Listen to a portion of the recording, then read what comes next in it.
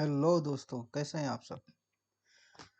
दोस्तों, आज जो हम डिस्कस करेंगे वो है कुबरनेटिस आर्किटेक्चर। कुबरनेटिस आर्किटेक्चर क्या है और कुबरनेटिस में बेसिकली हमें कौन कौन से रिसोर्सेज पढ़ने होते हैं, और फिर कुबरनेटिस रिसोर्सेज के inside services, deployment, name spaces, config map, secrets, ingress, liveness probe, jobs, persistent volume, stateful sets, liveness probe, HPA, limit and request,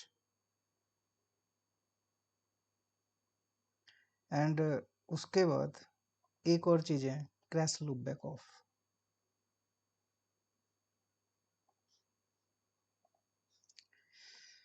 तो दोस्तों, हम कुबरनेटिस आर्किटेक्चर के बारे में पढ़ेंगे, जिसमें जो बेसिकली जो रिसोर्सेज है, जैसे कि आप डिस्प्ले पे देख रहे होंगे, आप देख रहे होंगे कुबरनेटिस जो रिसोर्सेज है, सबसे पहले सर्विसेज।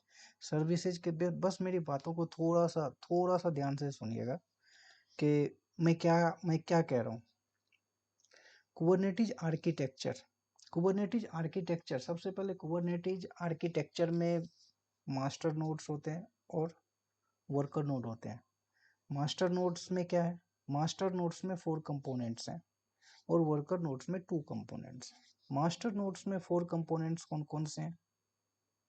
एपीआई सर्वर है, ईटीसीडी है, शेड्यूलर है और कंट्रोल मैनेजर है। तो उसके बारे में मैं बताऊंगा आपको। उसके बाद नोड्स पे कौन कौन से कंपोनेंट है? क्यूबलेट है और क्यूब प्रॉक्सी है। जैसा कि दोस्तों डिस्प्ले में आप देख रहे होंगे, इस पे कुछ रिसोर्सेज के बारे में मैं एक बार डिस्कस करता हूँ। उसके बाद मैं वन बाय वन इन सारे रिसोर्सेज और आर्किटेक्चर डायग्राम और फिर इनके बारे में हम डिफिनीशंस और ये सब चीज़ें हम देखेंगे। तो बस आप डिस्प्ले को ध्यान से देखिए। ये हमारा कुबरनेटिस आर्किटेक्चर है, ये हमारा कुबरनेटिस आर्किटेक्चर लोगो है, ये हमारा सिप है। बेसिकली कुबरनेटिस करता क्या है, कुबरनेटिस है क्या, पहले ये देख लेते हैं। उसके बाद इन सारे रिसोर्सेज और फिर इनके आर्किटेक्चर, फिर उनके कंपोनेंट्स के बारे में हम लोग देखेंगे। सबसे पहले कुबरनेटिस के बारे में बात करें तो कुबरनेटिस है क्या? ये बेसिकली ऑर्केस्ट्रेशन टूल है, कंटेनर ऑर्केस्ट्रेशन टूल। और ये इसकी सबसे मेन जो इसके एडवांटेज है वो क्या है? आज आपके फ्लिपकार्ट वेबसाइट्स हो गए, अमेजन हो गए, नेटफ्लिक्स हो गई, हॉटस्टार हो गए, ये सारे वेबसाइट्स दोस्तों इन कुबरनेटिस क्लस्टर पे डिप्लॉय है।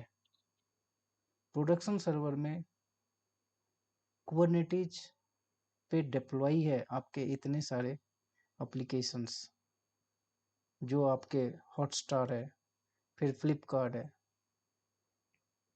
फिर आपके अमेजन है, गूगल है। ये सब किस पे डिप्लॉय है दोस्तों?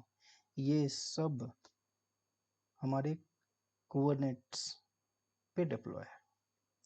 हाल ही में जैसे कि आप लोगों ने क्रिकेट मैच देखा होगा हॉटस्टार पे, हॉटस्टार पे आप लोगों ने क्रिकेट मैच देखा होगा, वो एप्लीकेशन दोस्तों इस कुबरनेटिस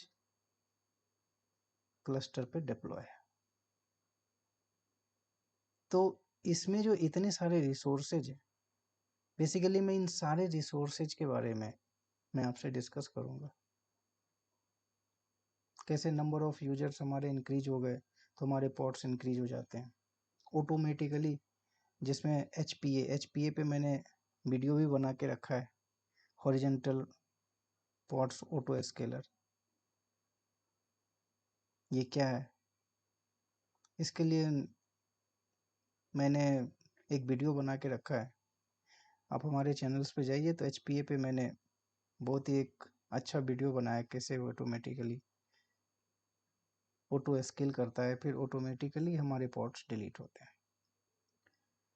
तो ये हमारा कुबरनेटिस है। कुबरनेटिस क्या है हमारा दोस्तों? Container orchestration tool. Container orchestration tool ये क्या है, ये क्या करता है basically, highly available, zero down time और all time accessible, auto healing features, load balancing features, auto scaling features, ये सारे फीचर्स दोस्तों एक कुबरनेटिस हमें प्रोवाइड करता है। तो क्यों क्यों बेसिकली हमारे जो एंटरप्राइज कस्टमर्स हैं क्यों कुबरनेटिस पे भाग रहे हैं, बस इन्हीं फीचर्स की वजह से। Zero down time, highly available, all time accessible for our users, zero down time. तो उनके कुछ रिसोर्सेज हैं दोस्तों, इन सारे रिसोर्सेज के बारे में हम डिस्कस करेंगे। ये कुबरनेटिस क्लस्टर जो होते हैं ना, जैसे यहाँ पे देखिए मैंने एक बोट्स बेसिकली ये बोट्स जो है ना एक पॉड्स है, ठीक है। आप ऐसा मान लीजिए एक पॉड्स है, क्योंकि कोई भी एप्लीकेशन हमारे कुबरनेटिस में सबसे कुबरनेटिस के सबसे स्मॉलेस्ट यूनिट जो होती है ना, वो हमारे पॉड्स होते हैं। और पॉड्स के पास डायनामिक आईपी होती है, वो चेंज होती रहती है। वो वो कंट्रोल कौन करता है, डायनामिक आईपी को कंट्रोल कौन करता है, क्यों प्रॉक्सी करता है। बेसिकली जब हम अभी कुबरनेटिस आर्किटेक्चर डायग्राम देखेंगे तो उस पे मैं बताऊंगा, बस आप डिस्प्ले पे आप देखेंगे तो ये कॉप्स है। कॉप्स के थ्रू हम कुबरनेटिस क्लस्टर को सेटअप करते हैं। मिनी क्यूब के थ्रू भी हम क्लस्टर कुबरनेटिस क्लस्टर सेटअप करते हैं, और क्यूब एडीएम के थ्रू भी हम लोग कुबरनेटिस क्लस्टर सेटअप करते हैं। अब आप बोलेंगे कि आखिर इसका क्या एडवांटेज है, मिनी क्यूब का क्या एडवांटेज है, क्यूब एडीएम का क्या एडवांटेज है। बेसिकली मिनी क्यूब में जो होता है ना, मिनी क्यूब में वन मास्टर वन वर्कर का कंसेप्ट होता है, but as a learning purpose से ये मिनी क्यूब बहुत ही इंपॉर्टेंट। मिनी क्यूब को रन करने के लिए 4 GB रैम और 2 CPU चाहिए। क्यूबेडियम, क्यूबेडियम क्या होता है, ये भी हमारे कुबरनेटिस क्लस्टर हम लोग डिप्लॉय करते हैं क्यूबेडियम के थ्रू। तो इसमें मल्टीपल मास्टर मल्टीपल वर्कर हो सकते हैं। कॉप्स में भी दोस्तों सेम चीजें हैं। कॉप्स भी जो है इसमें भी मल्टीपल वर्कर हो सकते हैं, मल्टीपल मास्टर्स हो सकते हैं। तो मैंने क्यूबेडियम पे दोस्तों मैंने वीडियो बनाया है अपने चैनल्स पे, तो एक बार आप जाके इसको देख सकते हैं। मिनी क्यूब पे भी मैंने वीडियो बनाया कैसे मिनी क्यूब इंस्टॉल करते हैं, कैसे क्यूबेडियम पे हम लोग कुबरनेटिस क्लस्टर सेटअप करते हैं। और ये जो दोस्तों आप फिगर देख रहे हैं, ये क्या है, ये किसका, एक शिप है, एक जहाज है। और इसमें क्या है, बहुत सारे कंटेनर्स को ये लेकर के जा रहा है, बहुत सारे कंटेनर्स को ये लेके जा रहा है। तो सिंपल भाषा में यदि मैं पॉट्स के बारे में डिस्कस करूँ, पॉट्स हमारा क्या होता है, स्मॉलेस्ट यूनिट होता है, और उसके पास हमेशा दोस्तों डायनामिक आईपी होती है और वो चेंज होती रहती है, ये ध्यान रखिएगा। ये क्या हमारा जहाज है, ये हमारा शिप है। शिप को कंट्रोल कौन कर रहा है, हमारा कुबरनेटिस कंट्रोल कर रहा है उसके कंटेनर्स। तो ये जो कंटेनर्स है ये हमारे हैं कंटेनर्स, ठीक है। इस कंटेनर्स के अंदर क्या होते हैं, इमेजेस होते हैं, ठीक है। और इन सारे कंटेनर्स पे एक रैपिंग हम कर देते हैं। किसी एक कंटेनर को आप ले लीजिए, इसमें किसी एक कंटेनर्स को ले लीजिए और इसके किसी एक कंटेनर्स के ऊपर हम रैपिंग कर देते हैं। उस रैपिंग, पॉड्स बेसिकली क्या होता है, रैपिंग अराउंड द कंटेनर्स।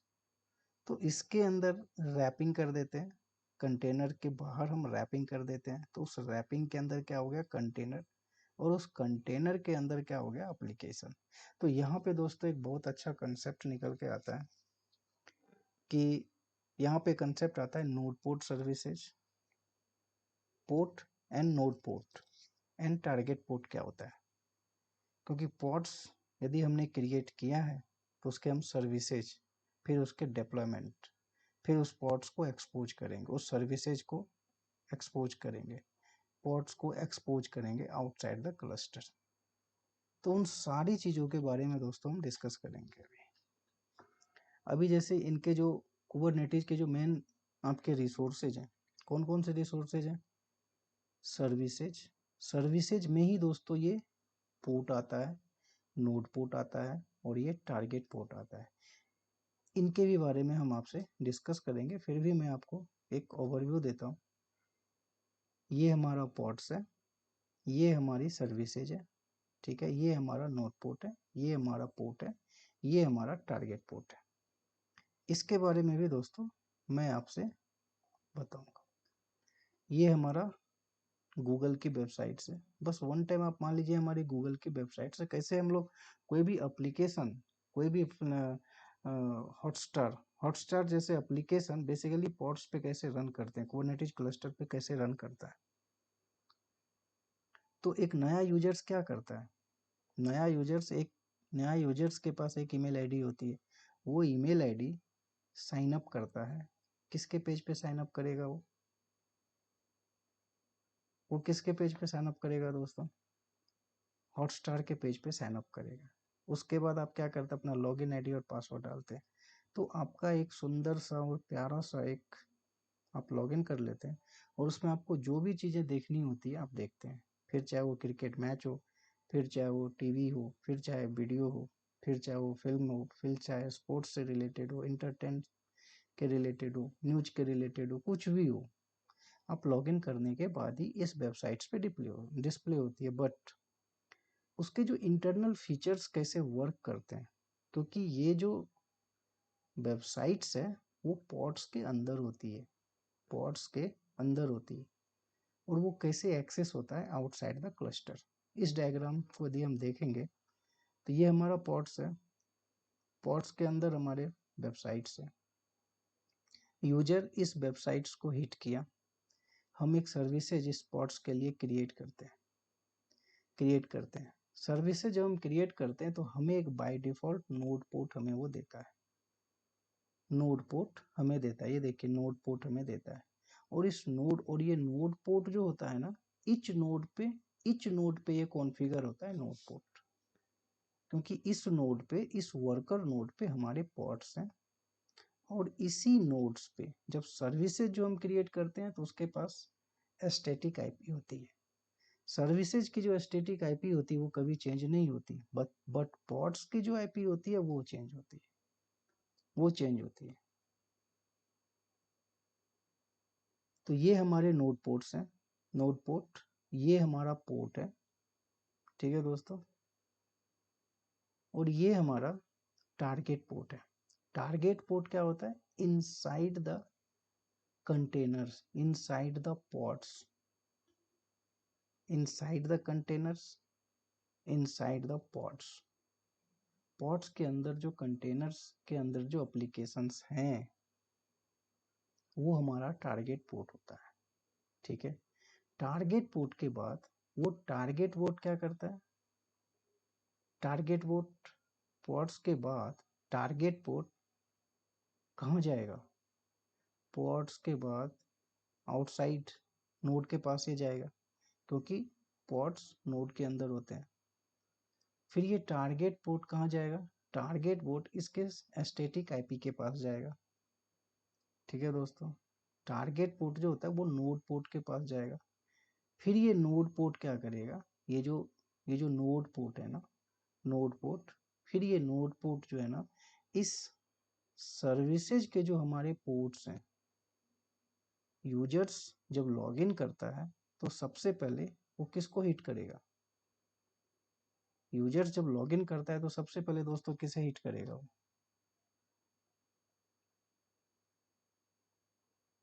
किसे हिट करेगा? वो सबसे पहले इस पोर्ट को हिट करता है। वो किसको हिट करता है? इस पोर्ट को हिट करता है। ये पोर्ट इस नोड पोर्ट को हिट करता है, ठीक है दोस्तों। और उसके बाद इनसाइड पॉड्स को इस टारगेट पोर्ट के थ्रू हम एक्सेस करते हैं।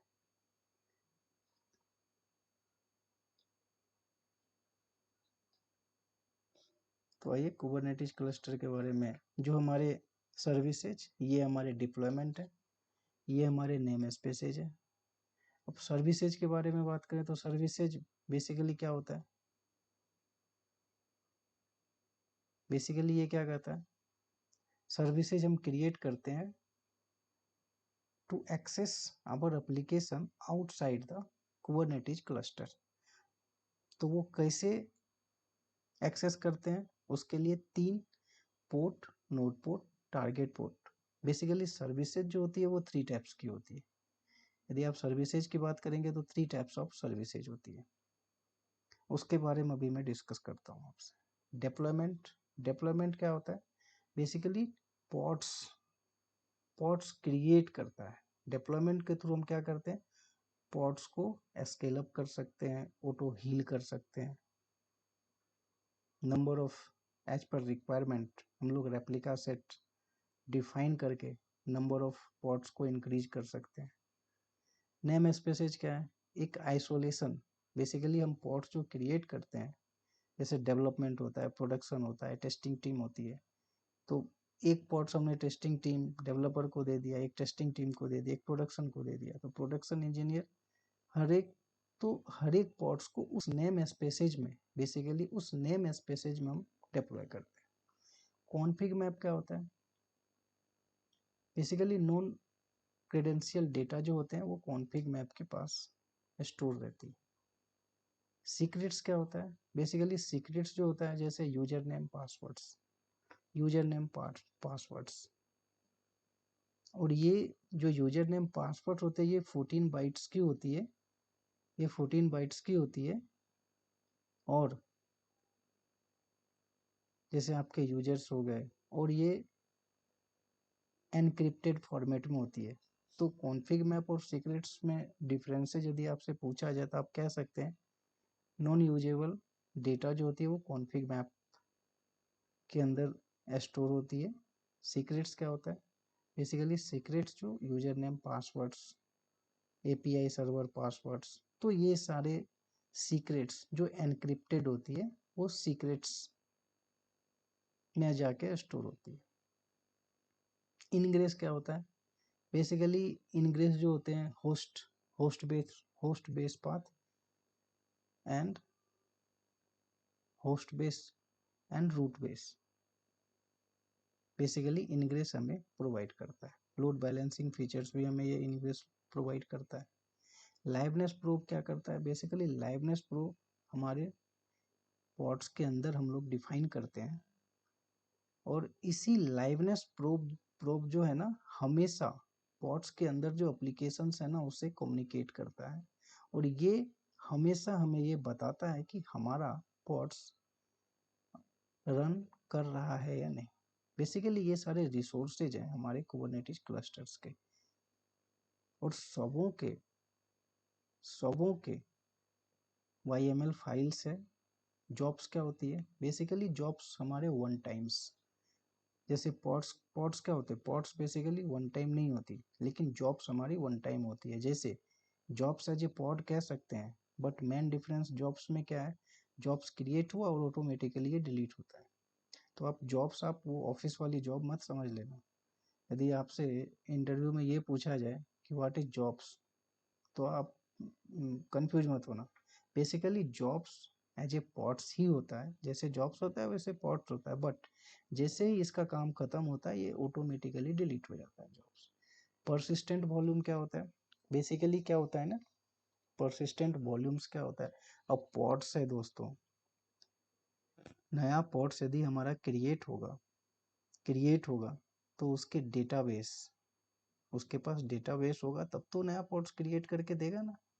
यदि वो ब्लैंक पॉट्स यदि क्रिएट करके देगा कुबरनेटिस क्लस्टर, तो यूजर्स के लिए कितना कितना बड़ा लॉस है, क्योंकि जो भी डेटा था वो तो डिलीट हो गया ना। मान लीजिए मान लीजिए मान लीजिए कि आप नेटफ्लिक्स पे लॉगिन कर रहे हैं, ठीक है, 3 दिन आपने लॉगिन किया, चौथे दिन आपको फिर से साइन अप करना पड़ रहा है, फिर 5वें दिन आपको साइन अप करना पड़ रहा है। साइन अप करने का मतलब क्या है कि आप उस मेल आईडी को फिर से सारी information, date of birth, mail ID, वो सारी चीज़ें हम आप प्रोवाइड करते हैं।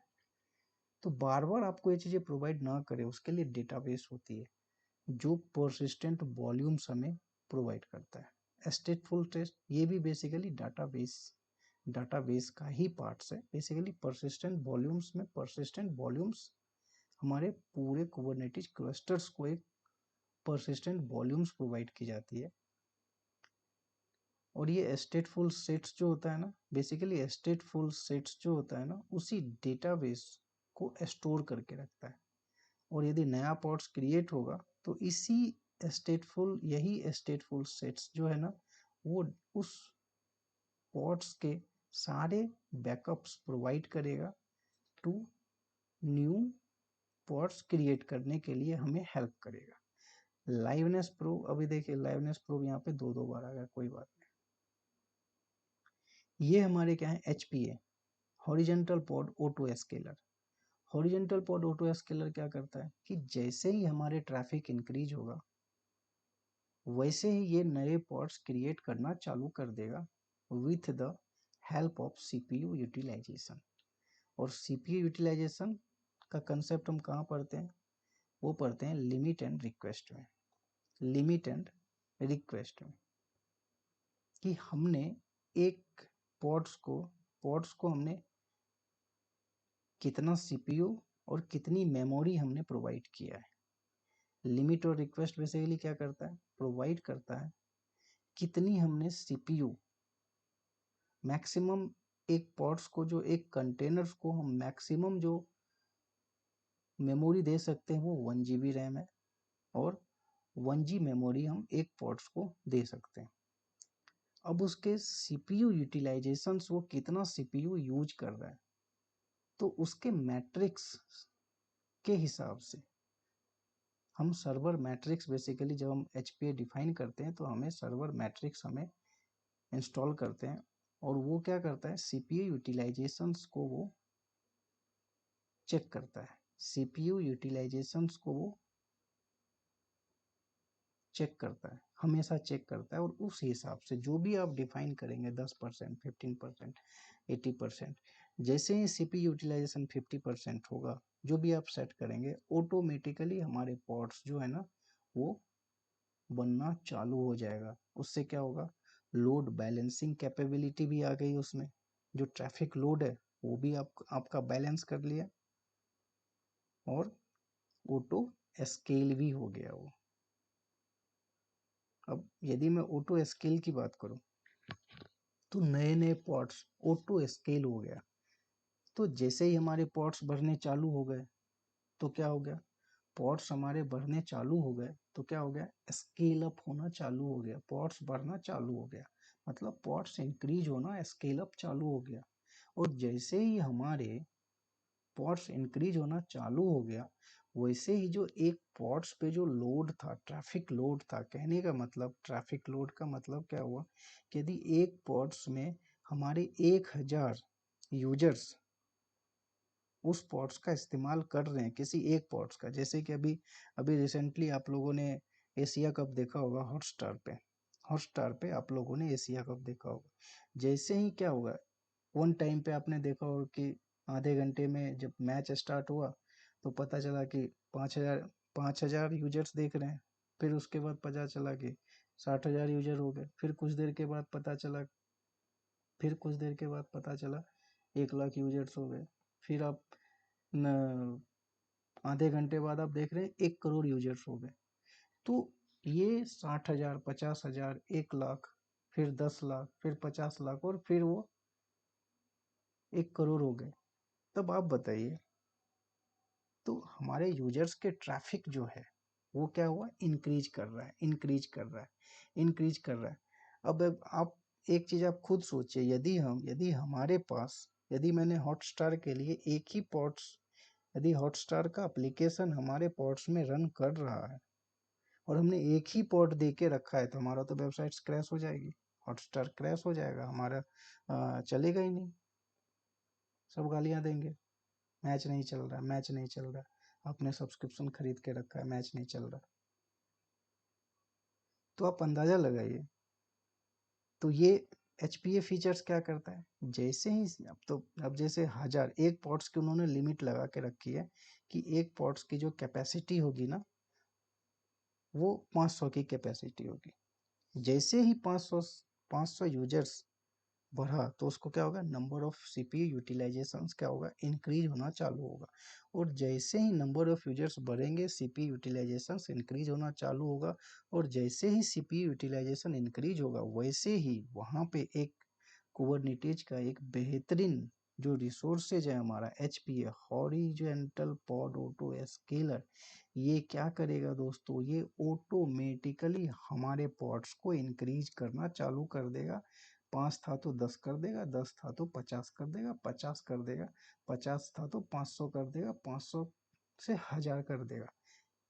कैसे करेगा, जैसे ही नंबर ऑफ यूजर्स हमारे हॉटस्टार को देखना चालू करेंगे, मैच को देखना चालू करेंगे, जैसे ही नंबर ऑफ यूजर्स बढ़ना चालू होंगे वैसे ही पॉट्स जो है ना ऑटोमेटिकली इंक्रीज होना चालू हो जाता है।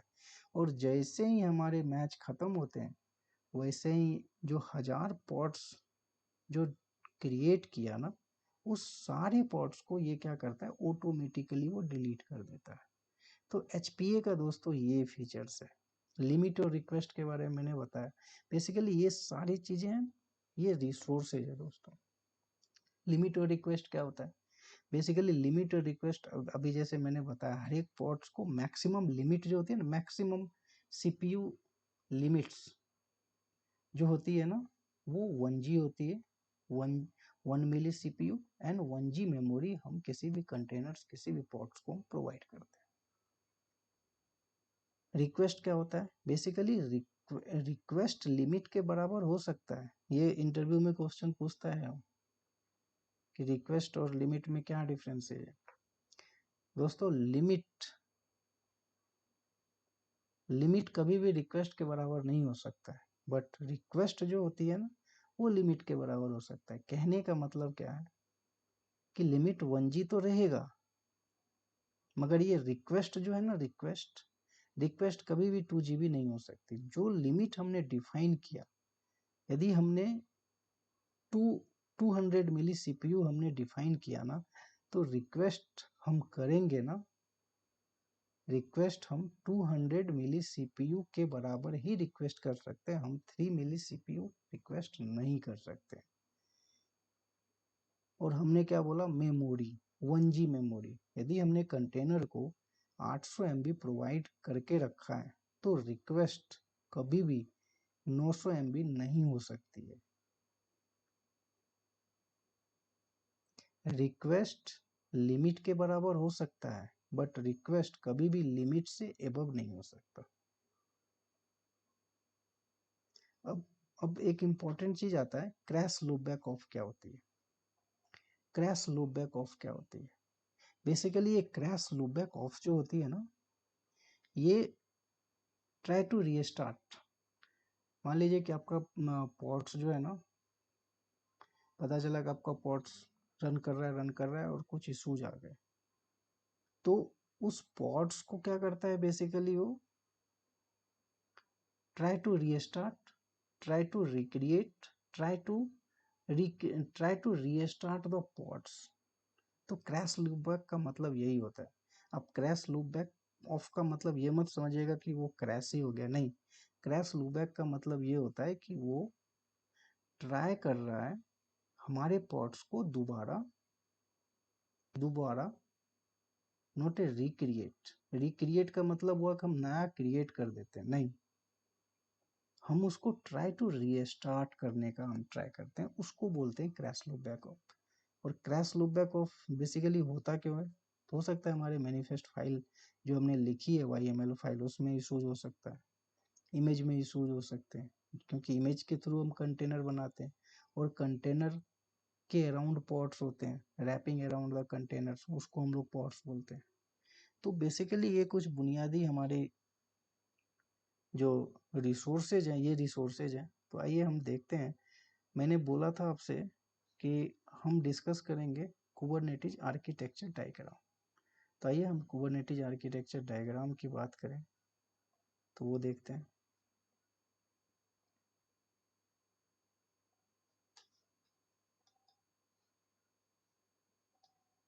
देखिए ये बेसिकली हमारा कुबरनेटिस आर्किटेक्चर डायग्राम है। ये क्या है? कुबरनेटिस आर्किटेक्चर डायग्राम है।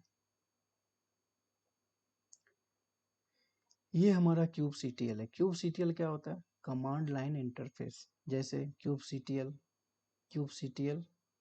Apply, kubectl delete, kubectl apply deployment, kubectl apply resource services, kubectl apply config map, kubectl apply secrets, kubectl apply limit, kubectl apply request, kubectl create volumes, persistent volumes claims। तो kubectl basically क्या होता है? ये command line interface होती है। जैसे कि Docker build, Docker run, command line interface होती है। तो ये हमारे कंट्रोल प्लेन में मैंने आपसे बताया था, जैसे कि शेड्यूलर होती है, ईटीसीडी होता है, कंट्रोल मैनेजर होता है, एपीआई सर्वर होता है, ठीक है। और ये कुबरनेटिज क्लस्टर में बेसिकली मास्टर और वर्कर नोड का कंसेप्ट होता है। मास्टर पे हमारे 4 कंपोनेंट्स होते हैं, नोड्स पे हमारे 2 कंपोनेंट्स होते हैं। मास्टर्स पे हमारे 4 कंपोनेंट्स होते हैं और नोड्स पे, जिसको हम लोग वर्कर भी बोलते हैं, 2 कंपोनेंट्स होते हैं। यदि नोड्स पे जो 2 कंपोनेंट्स होते हैं, इसके क्या वर्क होते हैं? क्यूबलेट क्या करता है?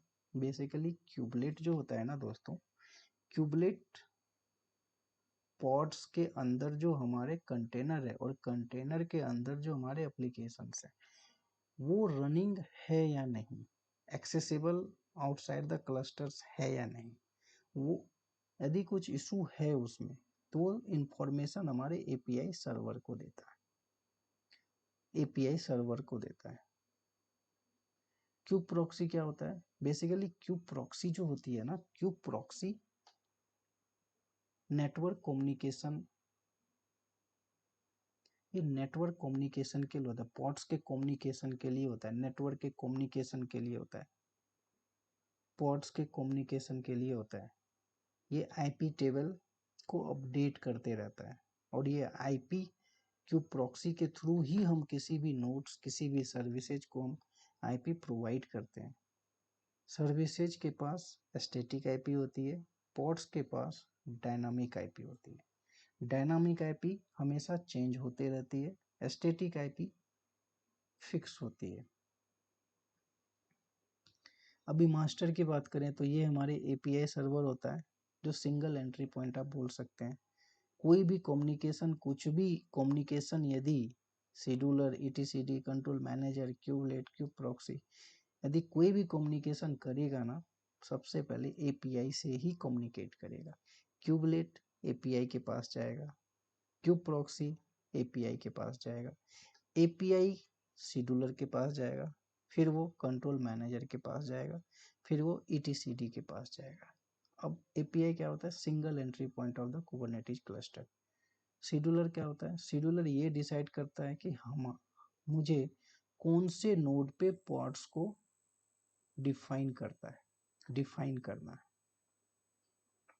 अभी जो ये आर्किटेक्चर देख रहे हैं दोस्तों, ये सिंगल नोड आर्किटेक्चर है। Single node, single master, single worker, single node, single master.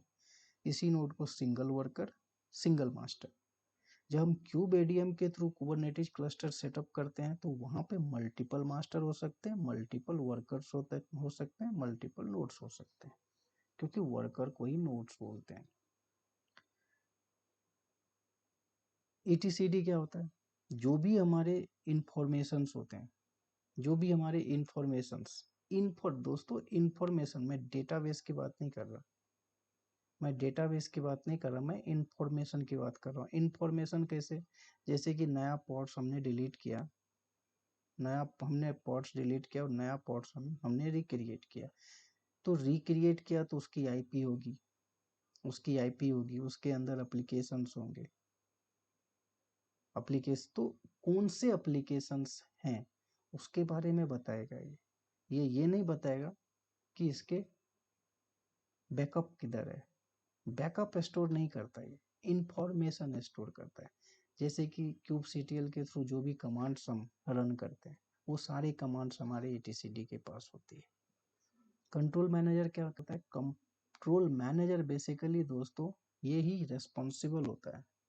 किसके लिए रेस्पॉन्सिबल होता है? ये कंट्रोलर मैनेजर ऑटो हील करता है। ये कहने का मतलब पॉड्स को ऑटो हीलिंग फीचर्स ये कंट्रोल मैनेजर ही प्रोवाइड करता है। जैसे कि आपने एक मोबाइल खरीदा, ठीक है, फ्लिपकार्ट पे आपने एक मोबाइल खरीदा, ठीक है, और आप चेकआउट, आप पेमेंट करने जा रहे हैं, पेमेंट करने जा रहे हैं, इन केस मान लीजिए कुछ इशू आया, तो पहले क्या होता था, इन केस आपके पास कुछ इशू आया, इशू आने से पहले यदि फ्लिपकार्ट वेबसाइट इस पॉड्स के अंदर रन कर रहा है, तो इशू आने से पहले ये कंट्रोल मैनेजर क्या करता है, क्यूबलेट इंफॉर्मेशन भेजेगा एपीआई सर्वर को, एपीआई सर्वर शेड्यूलर को भेजेगा, और ये शेड्यूलर शेड्यूल कर देगा। फिर ये कंट्रोलर मैनेजर का ये काम होता है कि डाउन होने से पहले जहाँ पे लाइवनेस प्रो हमारा काम करता है, ये लाइवनेस प्रो, यही लाइवनेस प्रो जो है ना, ये लाइवनेस प्रो हमें ये बताता है कि हमारा कम्युनिकेशन पॉड्स के साथ नहीं हो रहा है, और वो कहाँ, वो पॉड्स के इनसाइड रहता है, और पॉड्स के इनसाइड जो हमारे पास रहता है, पॉड्स के जो इनसाइड वो हमारा kubelet, kubelet liveness pro communicate करेगा। यदि कम्युनिकेशन नहीं हो रहा है, ये क्यूबलेट एपीआई सर्वर को बताएगा। कंट्रोल मैनेजर डाउन होने से पहले रिक्रिएट करके रख देगा, बट रिक्रिएट कहाँ करना है, किस नोड पे करना है, वो कौन शेड्यूल करेगा, तो ये शेड्यूलर करेगा।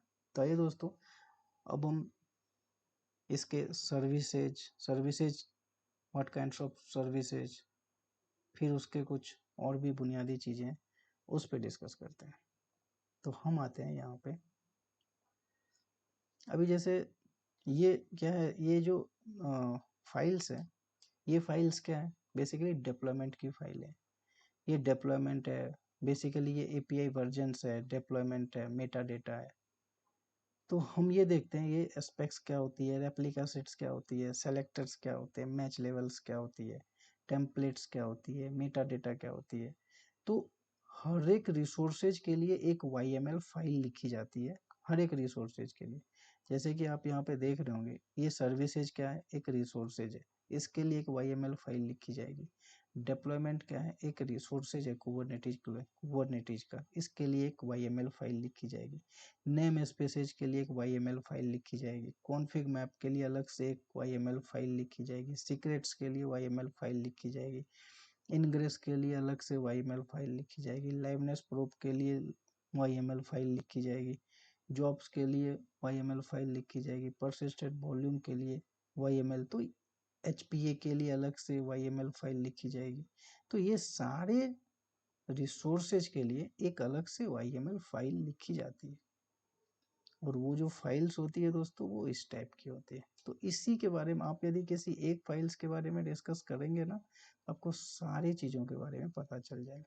जैसे कि देखिए एपीआई वर्जन, एपीआई वर्जन देखिए यहाँ पे क्या है, एपीआई वर्जन, और ये काइंड्स हमारे डेप्लॉयमेंट। तो देखिए ये क्या बोलता है, एपीआई वर्जन। एपीआई वर्जन क्या होता है, specify the type of Kubernetes resources. API versions क्या बताता है, बेसिकली ये बताता है कि किस टाइप का हमारे Kubernetes, API versions and kinds, वो क्या करता है, स्पेसिफाई करता है, ठीक है, टाइप ऑफ कुबरनेटिस रिसोर्सेज। जैसे काइंड्स, काइंड्स में हमने क्या बताया था, काइंड्स हमारा क्या है, किस टाइप के रिसोर्सेज है, वो कौन बताता है, काइंड्स बताता है। मेटा डेटा, अभी आप देखेंगे मेटा डेटा, देखिए मेटा डेटा है ना, यहाँ पे देखिए मेटा डेटा। मेटा डेटा क्या है, मेटा डेटा क्या है, contents information about the services, about the services including it's name. Basically जो ये इंफॉर्मेशंस बताता है, किसकी, सर्विसेज के, ये बेसिकली इंफॉर्मेशन बताता है, डेप्लॉयमेंट के इंफॉर्मेशन जो है ना वो बताएगा, जिसमें क्या क्या रहेगा, नेम, क्या रहेगा, नेम।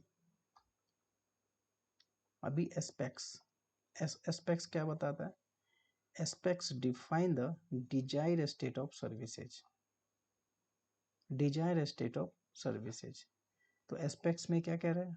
देखिए एस्पेक्ट्स में क्या क्या है, रेप्लिका 3, सेलेक्टर्स, लेवल्स, ये सारी चीजें देखते हैं। सेलेक्टर्स क्या, सेलेक्टर्स का क्या रोल है? सेलेक्टर्स क्या करता है? Specifies which pods scheduled, which pods should be targeted by service based on their levels। इसका मतलब क्या होता है? बेसिकली दोस्तों, जब भी हम डिप्लॉयमेंट क्रिएट करते हैं ना, आप सिंपल मतलब समझिए इसका, सेलेक्टर्स और लेवल्स वो हमेशा बराबर, हमेशा इक्वल होना चाहिए। मतलब सेलेक्टर्स का जो हमने नाम नाम डाला है ना, ये माई एप्स यदि हमने लिखा है ना, तो लेबल्स में भी वो माई एप्स ही होना चाहिए। जैसे कि ये देखिए सेलेक्टर्स है ना, एप्स में हमने नाम डाला है, क्या डाला है? माई वेब ऐप। तो ये भी लेबल्स में भी वही होना चाहिए। यदि ये आपका डिफरेंस हुआ रियल सिनेरियो में, आपके पास 500 से ऊपर पॉड्स होते हैं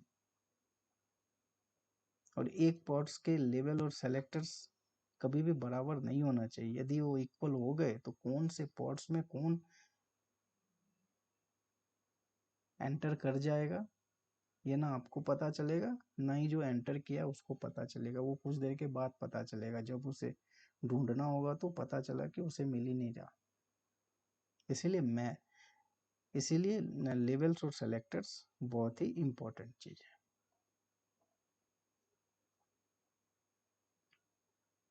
पोर्ट्स, ये देखिए पोर्ट्स, पोर्ट्स क्या करता है? Specify ports that services should listen on. ये सर्विसेज जो है ना, listen, specific ports basically specify करता है, ports specify the ports that the service should listen on. Type क्या होता है? Define type of services. Type of services हमारी क्या होती है? टाइप ऑफ सर्विसेज की बात करेंगे तो सर्विसेज कितने टाइप की होती है? नोड पोर्ट होती है, लोड बैलेंसर टाइप सर्विसेज होती है और क्लस्टर आईपी सर्विसेज होती है। जैसे कि आप यहाँ पे देखेंगे ना, मैंने लिखा है सर्विसेज, सर्विसेज बेसिकली मैं पोर्ट, नोड पोर्ट और टारगेट पोर्ट इसलिए यहाँ पे रिप्रेजेंट किया है ताकि इसमें बहुत से लोग हमेशा से कंफ्यूज रहते हैं कि ये टारगेट पोर्ट्स जो होते हैं वो क्या डिफाइन करता है, नोड पोर्ट्स क्या डिफाइन करता है और ये पोर्ट्स क्या डिफाइन करता है। ठीक है दोस्तों, इसलिए बेसिकली टारगेट पोर्ट्स जो होता है वो inside the ports, inside the containers, जिसके थ्रू हम एप्लीकेशन को एक्सेस करते हैं, जिस पोर्ट्स के थ्रू एप्लीकेशन को एक्सेस करते हैं। ये पोर्ट क्या होता है दोस्तों? पोर्ट, पोर्ट क्या होता है? पोर्ट बेसिकली जो होता है ना, वो outside the, outside the ports होता है, आउटसाइड द पोर्ट्स होता है, आउटसाइड द पोर्ट्स होता है। और नोड पोर्ट क्या होता है? जब हम लोग सर्विसेज क्रिएट करते हैं ना, तो एक बाय डिफॉल्ट पोर्ट देता है जो 30,000 से 32,000 के रेंज के अंदर होता है और वो हर एक नोड के ऊपर होता है, जिसको हम लोग वर्कर भी बोलते हैं। तो सर्विसेज हमारे कितने टाइप्स की होती है? Services cluster IP type, node port type और load balancer type. Cluster type क्या करता है? क्लस्टर आईपी टाइप जो सर्विसेज होती है बेसिकली ये within the clusters use होते हैं। नोड पोर्ट क्या होता है? बेसिकली आपको पॉड्स को यदि आउटसाइड द क्लस्टर एक्सेसिबल बनाना है तो उसी के लिए हम लोग डिप्लॉयमेंट को एक्सपोज करते हैं, फिर हम सर्विसेज क्रिएट करते हैं उस पार्टिकुलर पॉड्स के अंदर जो एप्लीकेशंस है उसको आउटसाइड द क्लस्टर एक्सेसिबल बनाने के लिए। लोड बैलेंसर क्या करता है? देखिए यहाँ पे लिखा है ना, expose each nodes IP, nodes IP, each nodes IP. Load balancer क्या होता है? Provision and external load balancer. Basically जो हमारे क्लाउड प्रोवाइडर्स है ना, AKS, GKS, EKS, AKS Azure cloud हो गया, EKS हमारा अमेजन क्लाउड हो गया, GKS हमारे गूगल क्लाउड्स हो गए। तो वो हमें एक लोड बैलेंसर प्रोवाइड करता है। बेसिकली लोड बैलेंसर एक आईपी होती है जो हमें वो प्रोवाइड करता है outside to access our application outside the cluster. अभी जैसे मैंने आपको नोड पोर्ट और इसके बारे में बताया था, देखिए ये जो नोड पोर्ट और टारगेट पोर्ट, बेसिकली मैं इसके बारे में क्यों बता रहा हूँ, क्योंकि मोस्टली पब्लिक जो है ना इसके ये कंफ्यूजन रहता है कि आखिर टारगेट पोर्ट क्या होता है, नोड पोर्ट क्या होता है, पोर्ट क्या होता है।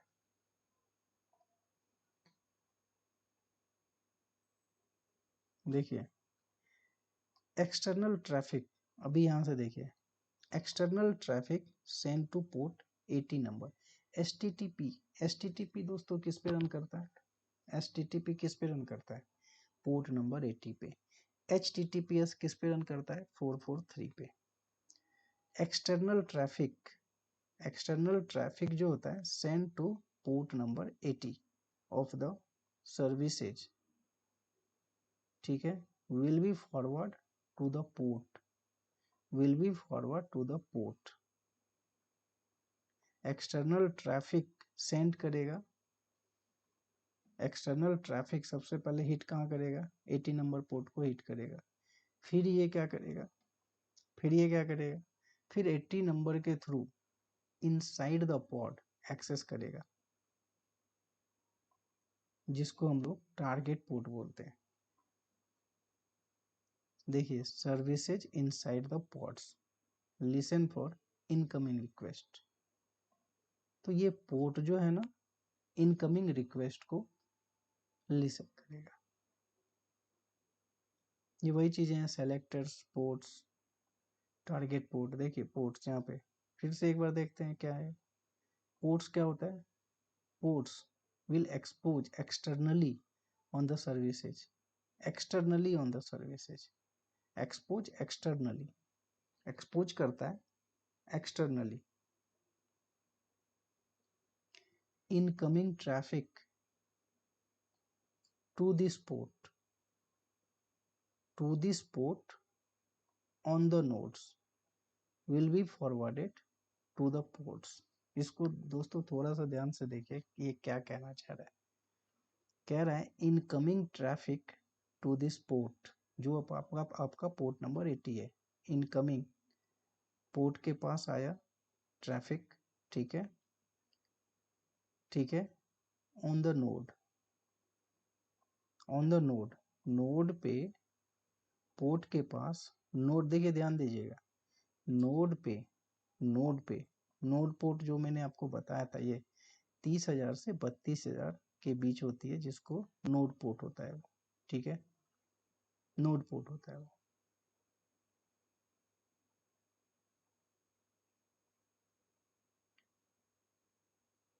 Incoming traffic to this port, ठीक है, पोर्ट जो आपका पोर्ट नंबर 80 है, ऑन द नोड, नोड पे, नोड पे ट्रैफिक आया, और नोड पे ट्रैफिक आने के बाद ये ट्रैफिक कहाँ गया, पोर्ट नंबर 80 पे, ठीक है, और फिर ये पोर्ट नंबर 80 जो है किसे कम्युनिकेट करेगा, विल बी फॉरवर्ड, यही पोर्ट फॉरवर्ड करेगा किसको, पोर्ट्स को, और पोर्ट्स के अंदर कौन सा पोर्ट है, टारगेट पोर्ट है दोस्तों। इसी टारगेट पोर्ट के थ्रू इनसाइड द कंटेनर जो एप्लीकेशन है ना वो एक्सेसिबल होता है, टारगेट पोर्ट।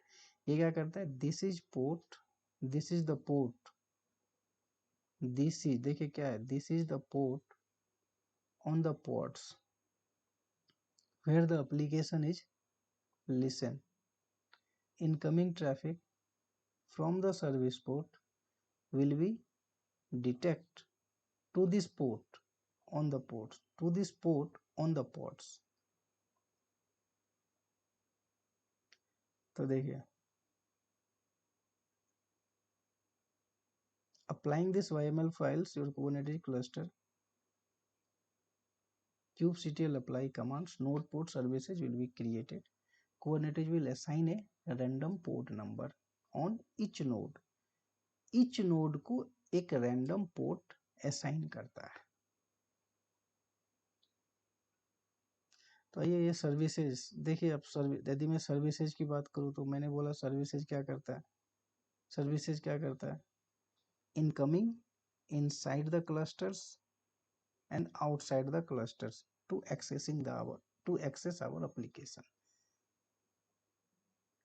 ये क्या है, important resources object use to define a network services for set of pods. Basically pods के लिए हम क्या करते हैं, नेटवर्क डिफाइन करते हैं।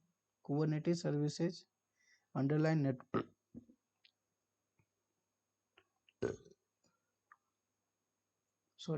make it easier to connect to application running in the cluster।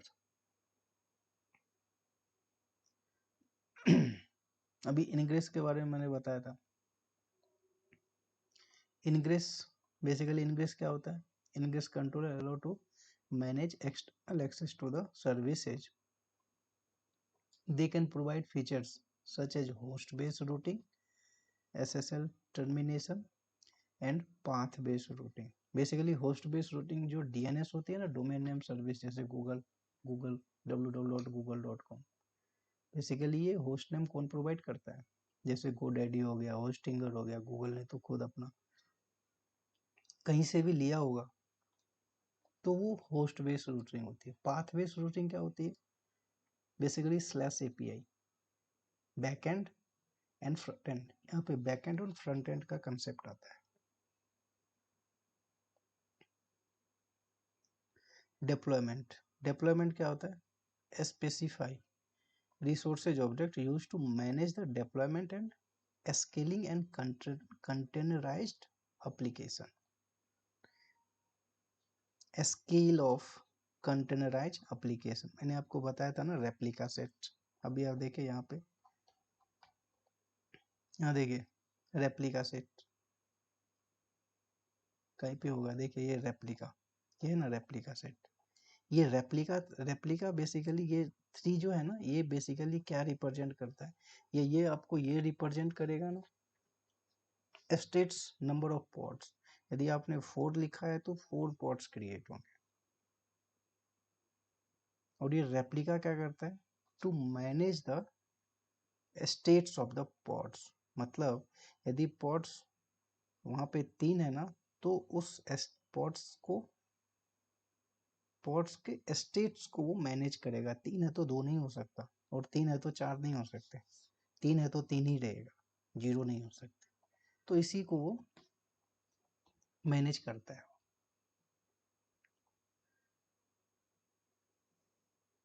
ये देखिए सेल्फ हीलिंग, स्केलिंग, मैंने बताया था स्केलिंग कहने का मतलब एक पॉट डिलीट हो गया तो दोबारा हमारा पॉट्स क्रिएट हो जाएगा, दोबारा पॉट्स हमारे क्रिएट हो जाएंगे। ये क्या है, सेल्फ हीलिंग। रेप्लिका सेट, ये क्या है, specify that you want to 3 replicas of your application. तो दोस्तों वही चीजें हैं, मैं जो बताया वही चीजें यहाँ पे लिखी हुई है। ये देखिए कॉन्फिग मैप, कॉन्फिग मैप क्या होता है, basically powerful tool for managing configuration data, managing configuration data in Kubernetes,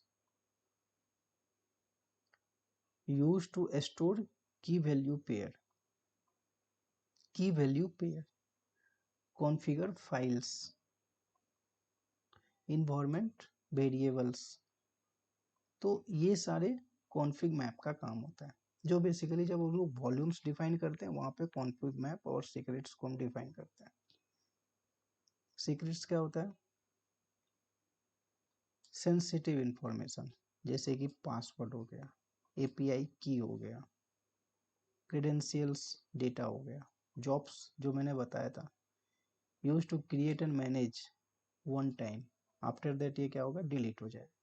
persistent volume क्या होता है, provide a way to decouple storage management from the pod's life cycle, allowing you to persist data across pod to rescheduling। rescheduling का मतलब क्या हो गया, यदि pods हमारा डिलीट हो गया तो उसके पास बैकअप होना चाहिए ना, नहीं होगा तो फिर वो रिक्रिएट कैसे होगा, सेम डेटा रिकवर करने के लिए हमें चाहिए मेमोरी, तो एलोकेशन चाहिए ना, एक मेमोरी एलोकेशन तो हमें चाहिए ना। जब तक हमारे पास मेमोरी होगी नहीं, हमने एक पूरे कुबरनेटिस क्लस्टर, बेसिकली क्या होता है, एक पूरे कुबरनेटिस क्लस्टर को हम एक मेमोरी प्रोवाइड कर देते हैं। फिर वो छोटे छोटे सेगमेंट में आपको जो भी रिक्वायरमेंट है, जैसे परसिस्टेंट वॉल्यूम क्लेम, आप पीबी, ये परसिस्टेंट वॉल्यूम क्लेम, कहने का मतलब है कि यदि नेम स्पेसेज का कंसेप्ट यदि यहाँ पे आता है, यदि आपने इस पोर्ट्स को मान लीजिए कि 500 MB डेटा दिया और आप उसमें से 250 क्लेम कर रहे हैं, तो वो क्या होता है, PBC, persistent volume claim. स्टेटफुल sets क्या होता है, basically application that requires unique network identifier, stable storage and ordered deployment and scaling. They are commonly used for database, distributed systems and other stateful workload. Basically stateful sets जो होती है ना, basically यही इसी का काम होता है, stable storage and ordering, deployment and scaling. Basically ये एप्लीकेशन के लिए ये डिजाइन किया जाता है। मान लीजिए एप्लीकेशन में कुछ प्रॉब्लम्स आ गए, नया पॉड्स हमारा क्रिएट होगा, तो दूसरा एप्लीकेशन तो क्रिएट नहीं होगा, सेम एप्लीकेशन क्रिएट होगा विथ सेम डेटाबेस। तो ये सारे डेटाबेस को मैनेज करने का काम कौन करता है, स्टेटफुल सेट्स। लाइवनेस प्रो, वही मैंने बताया था, लाइवनेस प्रो क्या होता है, बेसिकली वो इनसाइड द वो कम्युनिकेट करते रहता है, एप्लीकेशन से कम्युनिकेशन उसकी होती रहती है, हमारा कम्युनिकेशन। वो दोस्तों कैसे ये कम्युनिकेट करता है, जब मैं प्रैक्टिकल लाइवनेस प्रो के बारे में बताऊंगा ना, तब आपको पता चलेगा। अभी आप बस इतना समझ लीजिए, लिमिट और रिक्वेस्ट जो मैंने आपको बताया था,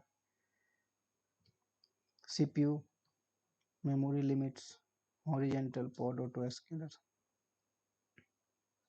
crash loop back of,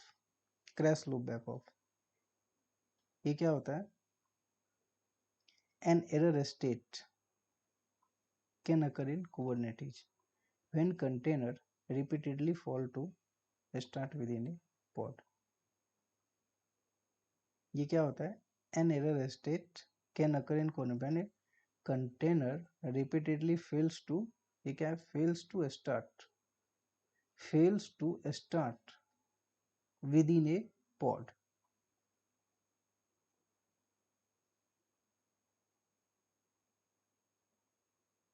basically ये क्रैश लूप बैक ऑफ जो होती है ना, ये क्या होता है, स्टार्ट नहीं हुआ है बट वो एप्लीकेशन को स्टार्ट करने का ट्राई करता है। कंटेनर, ये क्या है, container repeatedly fail to start with in a pod, ये बार बार फेल होता है स्टार्ट होने में इनसाइड द पॉड, बट ये क्या कर रहा है, कोशिश कर रहा है कि मैं स्टार्ट हो जाऊं। Fail to start container in the pod.